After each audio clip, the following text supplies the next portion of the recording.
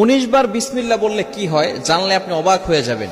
বিসমিল্লাহ মানে আল্লাহর নামে আমি শুরু করছি। পবিত্র কোরআনুল কারীমের ভিতরে সর্বপ্রথম কিন্তু আল্লাহ তাআলা বিসমিল্লাহির রহমানির রহিম দিয়ে শুরু করেছেন, ঠিক কি না? বিসমিল্লাহির রহমানির রহিমের ভিতরে অনেক ফজিলত রয়েছে। 19 বার পড়লে এর গুরুত্বপূর্ণ একটি ফজিলত রয়েছে।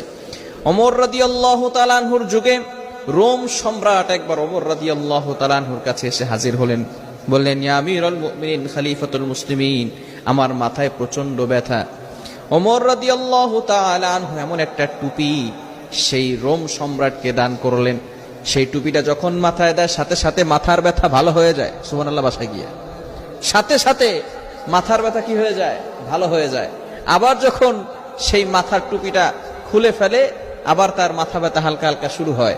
এবার সকলে অবাক হয়ে গেল সেই টুপির ভিতরে কি আছে। ওমর ইবনুল খাত্তাব রাদিয়াল্লাহু তাআলা আনহু টুপি